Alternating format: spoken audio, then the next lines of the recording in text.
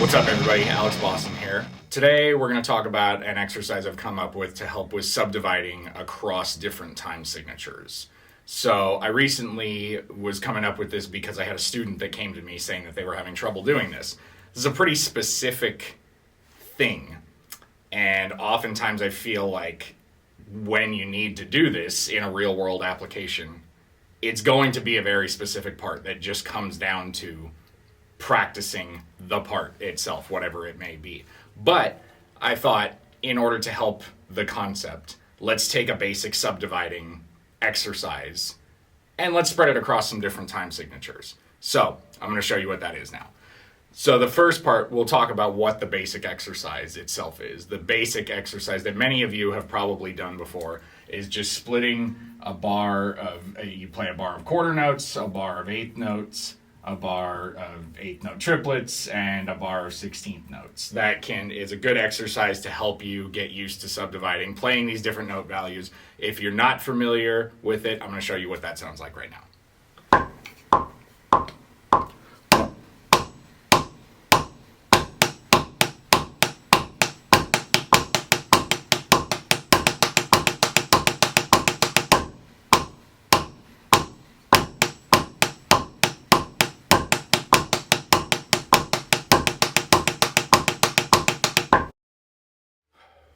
All right, so now we've got the basic subdividing exercise under our belts, right? So, and for some of you, that might be as far as you go with this, and that's okay, all right? Don't push yourself beyond where you need to be. You might be relatively young in your drumming journey.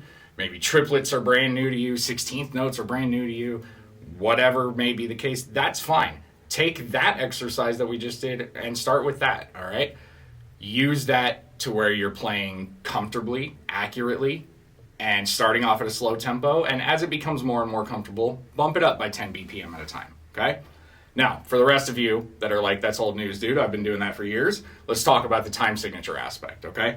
So we're gonna take the same breakdown of subdivision here, but we're gonna change the time signature every time. And I still kept it relatively simple within this concept. But even keeping it at that, it's still quite a bit to comprehend, I think. So what we're going to do is we're going to start the pattern in 7/4. So you're starting off with your quarter notes, but you're playing 7 beats instead. So you're counting 1, 2, 3, 4, 5, 6, 7. Then when you switch to the next value, to the eighth notes, you're going to change to counting 6/4, counting 6 beats instead. 1 and 2 and 3 and 4 and 5 and 6 and. So on and so forth. You're going to switch to 5/4 for the triplets and then 4/4 for the 16th notes. Then, to take it a step further, I decided we're going to do the same pattern of time signatures, but we're reversing the order of the subdivision. So you go from 4/4 in 16ths to 7/4 in 16ths, and then playing 6/4 in triplets, playing 5/4 in eighths, and then 4/4 in quarter notes. So you're gonna kind of start here and go that way, if that makes sense. So it's a lot for the brain to comprehend. And if you're playing this on the practice pad, and if you're just doing alternating single strokes, then some of these you're gonna be leading right, some of them you're gonna be leading left. So it's giving a workout for both sides, which is a great thing as well. Again, a lot to take into consideration. So let's move over to the practice pad and let's see what that looks like. 1, 2, 4, 5, 6, 7.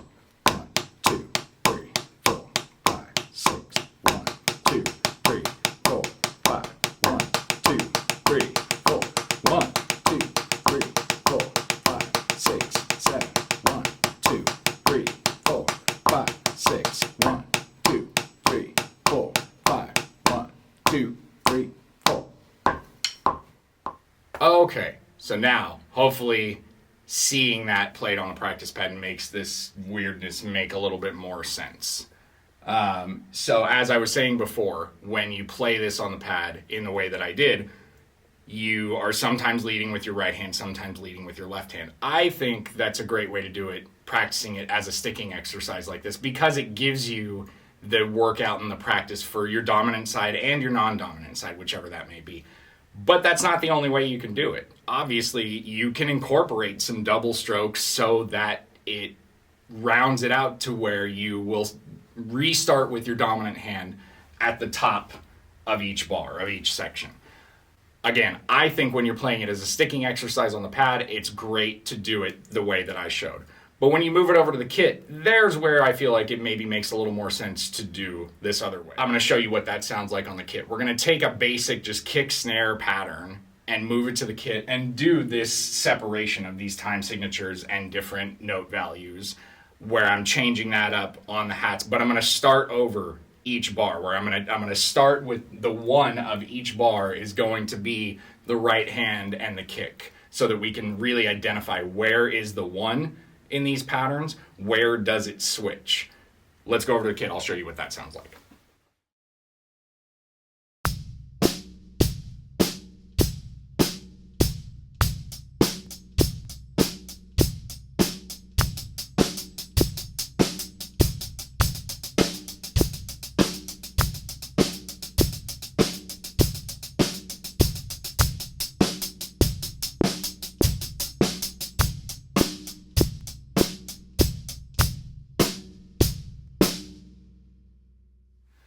All right, and so there you have it. Now, again, as I said a couple times already, but just to reiterate, the way that I did this is not the only way to do this. In demonstrating the way on the kit, starting each bar with my right hand and the kick, or on the pad where I'm not doing that, and some of them are leading right, some of them are leading left, you don't have to do it that way.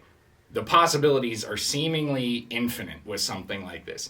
You can decide, you can take the way I did it on the pad and try and incorporate that to the kit. You can take the way I did it on the kit, incorporate it to the pad. You can do it all with the non-dominant side. If your left hand, for most of us, needs more help, which, again, for most of us often does. Beyond the sticking patterns, the time signatures, the subdivisions, again, so many possibilities. You don't have to do this in this more basic order that I did of switching these note values and these time signatures. You can turn this one into, 16th note triplets if you want to.